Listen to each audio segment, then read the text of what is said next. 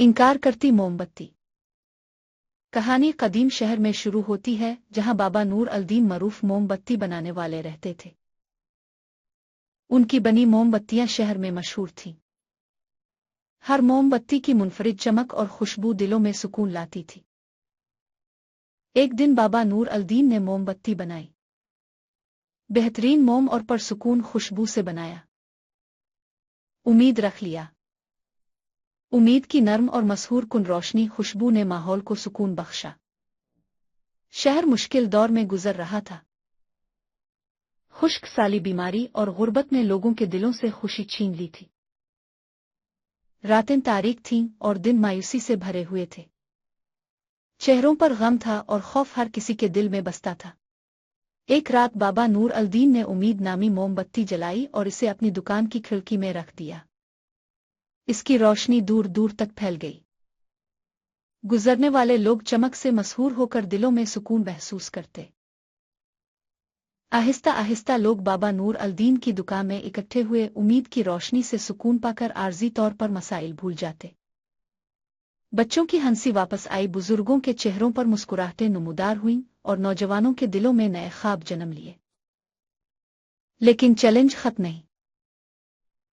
شہر پر رات کا طوفان آیا۔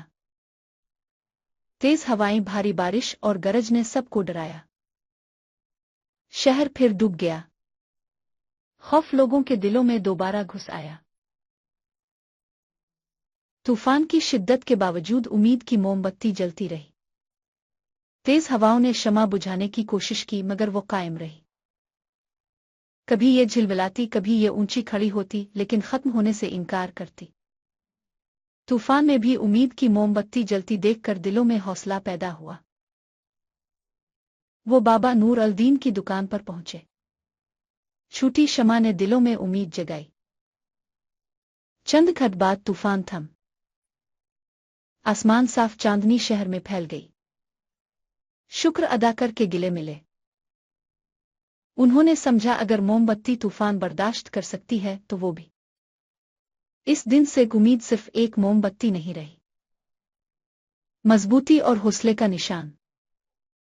لوگ بابا نور الدین کی دکان آتے، موم بتی کی روشنی سے توانائی لے کر زندگی میں واپس جاتے۔ وہ موم بتی جو جل کر ختم ہونے سے انکار کرتی تھی ہمیں سکھاتی ہے کہ چاہے چیلنجز اور مشکلات کتنی ہی شدید ہوں، اگر ہم اپنے اندر امید کی شمع کو جلائے رکھیں تو کوئی طوفان ہمیں شکست نہیں دے سکتا۔